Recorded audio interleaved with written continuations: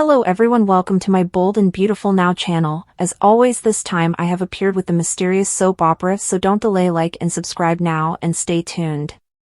Taylor is rocked by Steffy's revelation, and Finn reunites with Luna. Steffy urges Finn to go take care of his business at the Cliff home. She believes he is visiting the hospital in order to save lives. Together, they will handle his news. After giving her a kiss, Finn declares that she is everything to him. When Steffy is by herself, she does laundry, but she stops to remember when Finn revealed to her that he was Luna's father. When Taylor shows up, she says, "Steffy, honey. What is it? What's the matter?" Steffy finds it difficult to put into words. It has to do with children, but it has nothing to do with Kelly or Hayes. Luna sees an article about Katie Logan working with her son while at Bill's house and smiles. She frowns when she sees a picture of him with Electra. She then leaps to an article about the passing of Tom Starr. After zooming up on his picture, she compares their features in the mirror and seems dejected. She simply cannot see the similarity. Her father must be someone else. Eric receives an update from Zend, Ridge, and Daphne at the Forrester mansion regarding the fragrance line debut, which is sure to be a big success. Eric is concerned that this will make Carter believe he made the correct decision. Ridge believes he is coming to terms with the fact that Hope brainwashed him, and Daphne isn't really sure. Carter is still the kind man they previously admired, according to Daphne, who has worked with him on the line for a long time. Hope will see their companion and company return to them once she is able to release Carter. She leaves with Zend. Ridge confides in his father that he doesn't believe Carter is content with all of this achievement. They choose to use the laptop to look at the scent collection. Ridge restates his confidence that Carter is reconsidering this takeover. Carter battles his feelings of guilt. Carter sits behind the desk and scowls at Forrester. He remembers his last heartbreaking chat with Ridge. Hope smiles as she enters the threshold and then observes his face. "What's going on?" she asks. Carter didn't hear her enter the room. His thoughts were elsewhere. She asks where Daphne is and thinks he's getting psyched for the big launch. She has not yet been seen by Carter today. Hope ponders her possible location. Carter admits to Hope that he always feels anxious before a drop, but that success should be assured with Daphne's help. Zend and Daphne enter and prepare for the launch. According to Daphne, the partnership might be a harbinger of a significant shift. Who knows what might occur if it does? Finn informs the administrator at the prison that he must meet Luna Nozawa and that he will not accept no as an answer.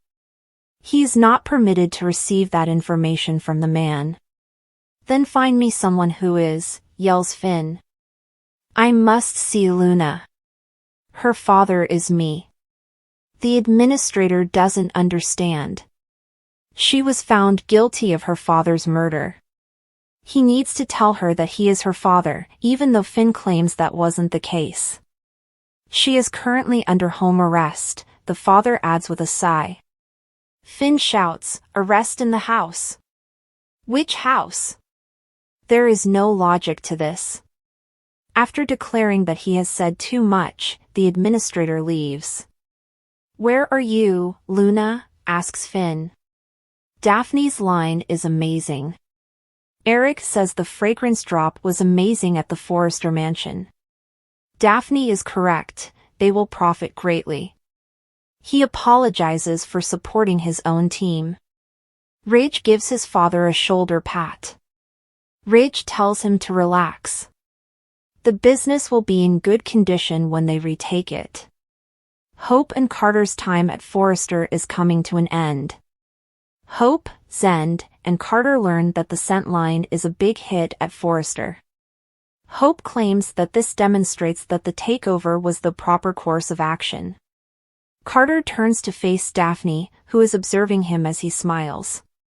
Hope discusses interviews with Daphne while Carter answers a call. Zend assures Daphne she did a fantastic job, and Carter disconnects. Hope crows that Carter's leadership and ideas are the reason why Forrester is receiving praise from all across the world. Daphne pulls an ugly grimace.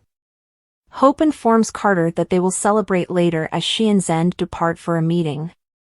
Carter should be ecstatic, Daphne tells him, but he doesn't seem to want to celebrate. We both understand why. She begs him to let her in. I'm concerned. Taylor receives a startling development. Taylor asks Steffy whether she is pregnant while they are at the Cliff home. Although Steffy claims she isn't, their family has grown by one very undesirable member. Taylor informs her kid that she isn't logical.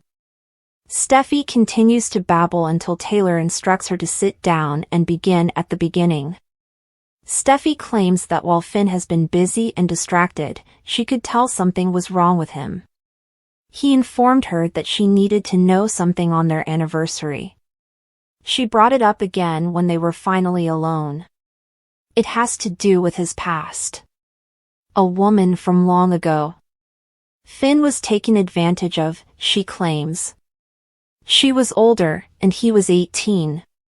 His first was her. When I tell you who it is, you won't believe me. When Taylor learns it was Poppy, she is blown away. That's not even the worst of it, Steffy informs her. Finn returns to his office and looks for news of Luna's transfer to prison, but he finds nothing. Your daughter is being held at 3197, Holden Drive, Bel Air, California, 90077. He receives a telegram abruptly. When he sees she's at Bill Spencer's, he enters it into his map app and leaves. Finn and Luna meet up in person. A knock on the door at Bill's house. Luna pauses, then considers the possibility that Dario returned. She sees Finn as she approaches the door to answer it. Suddenly, she says, "Cousin Finn." "I am so sorry for what I've done," Luna says in defense. Finn gives her a gloomy look before embracing her. She gives him a hug in return, surprised but appreciative. Taylor stood motionless, absorbing Steffy's shocking revelation. The weight of the truth pressed down on her, rendering her momentarily speechless. She had seen Finn as the perfect partner for her daughter, a man of integrity and compassion. But this revelation, his connection to Poppy and the existence of Luna, was earth-shattering. Taylor's mind reeled as she tried to process the implications. "Steffy, are you sure about this?" she finally managed to ask, her voice laced with disbelief. Steffy nodded solemnly, her eyes welling with unshed tears. "I wish I weren't, Mom. But Finn told me himself. It's undeniable. Poppy was his first, and now Luna, she's his daughter."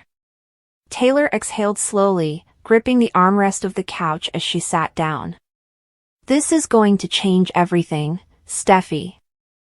How is Finn handling this?" Steffy glanced at the laundry she had abandoned, then turned her gaze back to her mother. "He's struggling. He wants to be there for Luna, but he also doesn't want to disrupt our family. He's torn." Taylor nodded in understanding. "And what about you? How do you feel about all of this?" Steffy looked away, biting her lip. "I don't know. Part of me understands that this isn't Finn's fault. He was manipulated. But at the same time, this changes everything. Luna is part of our lives now, whether we like it or not." Taylor reached out and took Steffy's hand in hers. "You and Finn will get through this together. You always do. Just remember to communicate." Meanwhile, at Bill Spencer's house, Luna sat on the edge of her bed, her mind swirling with thoughts. She had spent hours staring at the image of Tom Starr, trying to find some semblance of a connection. But no matter how hard she tried, she couldn't see the resemblance. Deep down, she knew Tom Starr wasn't her father. A soft knock at the door startled her from her thoughts. She hesitated, expecting Dario, but when she opened the door, her breath caught in her throat. Standing before her was Finn. "Cousin Finn," she said, her voice barely above a whisper. Finn's expression was unreadable, but there was an unmistakable warmth in his eyes. Without hesitation, he stepped forward and wrapped his arms around Luna. She stiffened at first, unsure of how to react. But as the seconds passed, she melted into the embrace, allowing herself to take comfort in his presence. Tears streamed down her cheeks as she whispered, "I am so sorry for what I've done." Finn pulled away slightly, his hands resting on her shoulders. "Luna, you have nothing to apologize for. This isn't your fault." Luna shook her head. "But everything is such a mess. I don't even know who I am anymore. I thought I had figured it out, but now." Her voice cracked with emotion. Finn's gaze softened. "Luna, listen to me. I just found out about you too. This is new for both of us, and I don't have all the answers yet. But what I do know is that you're not alone." Luna wiped at her tears and managed a small, hesitant smile. "Thank you." Back at Forrester Creations, Carter sat at his desk, staring blankly at the files in front of him. The success of the fragrance line should have been a triumphant moment for him, yet he felt an overwhelming sense of guilt. He had fought so hard to make this takeover work, but now, he wasn't sure if he had made the right decision. Daphne entered the office and immediately noticed his distant expression. "Carter, what's wrong? You should be celebrating. The fragrance line is a massive success." Carter sighed, rubbing his temples.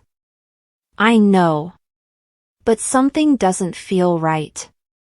Daphne tilted her head, studying him carefully. "Is this about Ridge and Eric? Or is it about Hope?" Carter hesitated before answering. "Both.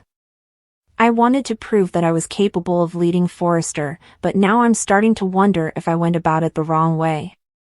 Daphne stepped closer. "You did what you thought was right at the time. And let's be honest, Hope played a big part in this. But Carter, are you happy?" Carter let out a heavy sigh.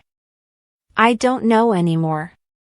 Meanwhile, Ridge and Eric sat in the Forrester mansion, analyzing the results of the fragrance launch. Ridge tapped his fingers on the table. "This is only the beginning. We will get Forrester back." Eric nodded in agreement. Carter and Hope may have had their moment, but they don't belong at the helm of Forrester Creations.